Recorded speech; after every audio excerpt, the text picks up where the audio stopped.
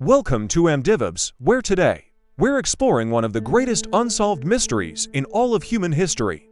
Imagine an army of 50,000 soldiers. These aren't just any soldiers. They are trained warriors, battle-hardened veterans, the finest fighting force of the ancient world. They march into the vast Egyptian desert on a mission from their king. And then they just vanish. Not a single body, not a single weapon. Not even a broken spear or a piece of armor. 50,000 men gone. It's as if the desert itself opened up and swallowed them whole. For 2,500 years, nobody could explain what happened. This is the story of the Lost Army of Cambyses. Our story begins in 525 BC. The Persian Empire is at the absolute peak of its power. Cyrus the Great, the empire's founder, has died, and his son, Cambyses II, now sits on the throne of the largest empire on earth. But Cambyses is nothing like his father. Where Cyrus was merciful and strategic, Cambyses is impulsive, brutal, and consumed by an ambition that borders on madness. He doesn't just want to rule Persia, he wants to own the entire world. And the one great prize that still eludes him is Egypt. Egypt, the oldest civilization on earth, the land of the pharaohs, a kingdom so ancient and magnificent that even the mighty Persians look upon it with awe. Cambyses invades in 525 BC. He crushes the Egyptian pharaoh at the Battle of Pelusium in a victory so complete it stuns the ancient world. Egypt, which had stood for 3,000 years, falls to Persia in a single afternoon. Logically, he should have stopped there, but he doesn't.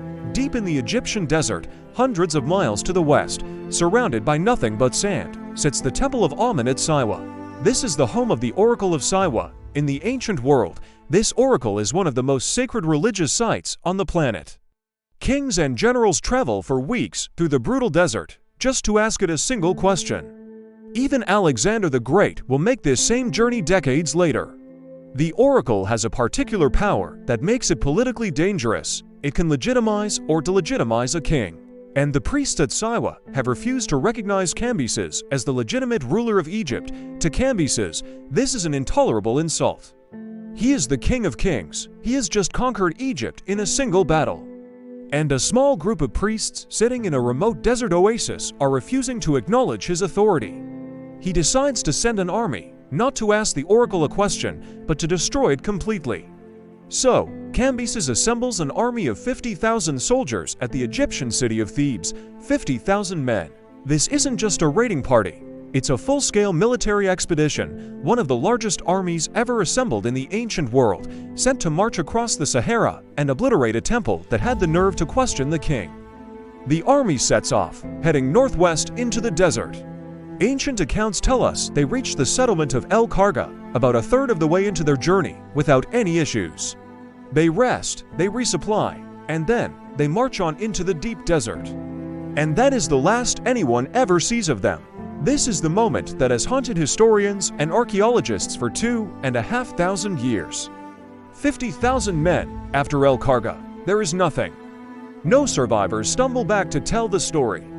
No wounded soldiers make it to a nearby settlement. No fragments of the army appear anywhere in the ancient record. The army of Cambyses marches into the western desert of Egypt and is never seen again. The first person to write about this lost army is the Greek historian Herodotus about 100 years after the event. He says the army marched from Thebes and reached El Karga safely. They continued toward Siwa, and then, while they were eating their midday meals somewhere in the deep desert, a wind came. Not just any wind, a wind so violent, so enormous, so completely beyond anything in human experience that it blotted out the sun. A wind that moved mountains of sand, a sandstorm of such catastrophic scale that it could bury an army alive. This is known as the Khamsin, the 50-day wind. According to Herodotus, the wind came, the sand came with it, and 50,000 men were buried under the desert. Just like that, they're one moment, gone the next. For 2,500 years, this story was treated as a legend, a myth.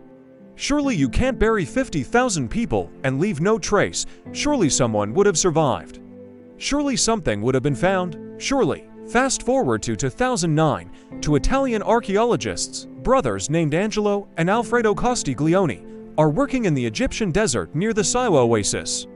And then, one of them sees something glinting in the sand. It's a human bone. They begin to dig carefully around it.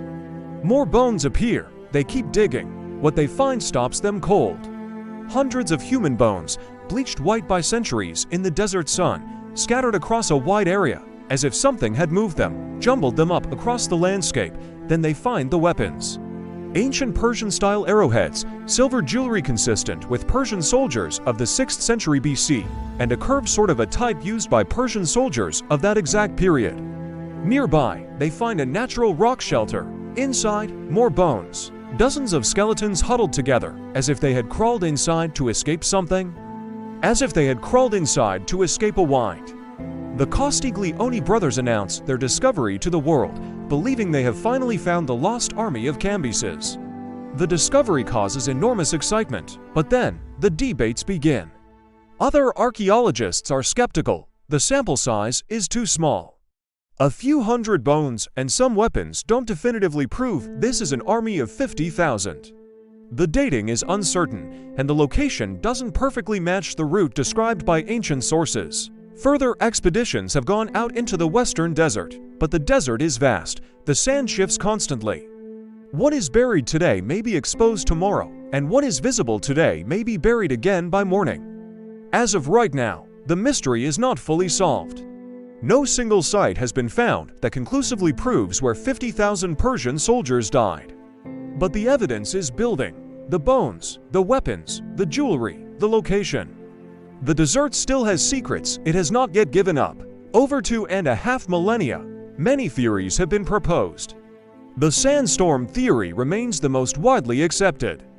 A catastrophic Campson event, a wall of sand moving faster than a horse can run, with temperatures soaring to 50 degrees Celsius and visibility dropping to 0 in seconds.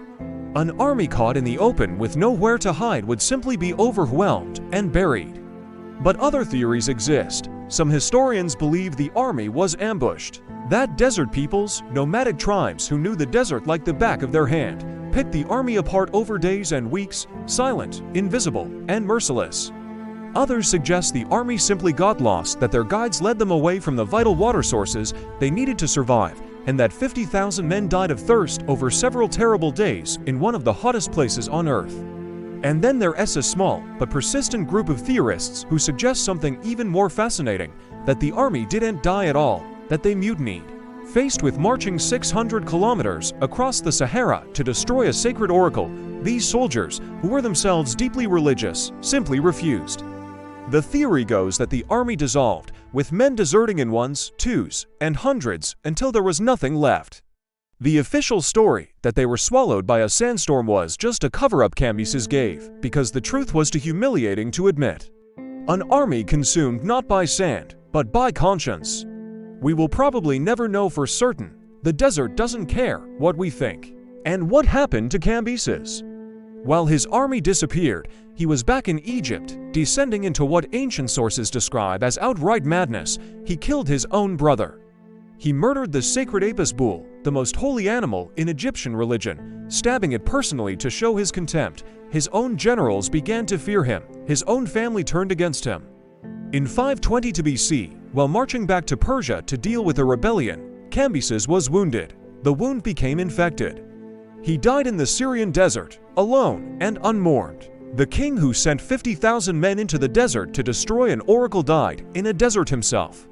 History has a dark sense of irony. So what does the story of the Lost Army of Cambyses teach us? It teaches us that arrogance has a geography, and that geography is always the desert. Cambyses had conquered Egypt, toppled pharaohs, and redrawn the map of the ancient world.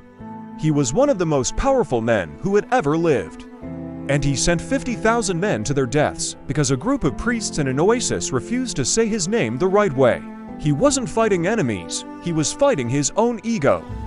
And the desert ancient, indifferent, and vast beyond comprehension did not care about his ego at all. The second lesson is this: there are forces in this world that do not respond to power.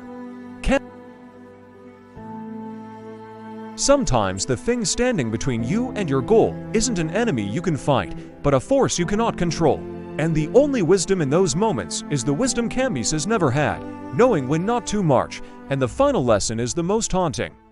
50,000 people died, Not for a great cause, not for the survival of their empire, but because one man could not handle being disrespected. Their names are lost, their faces are lost.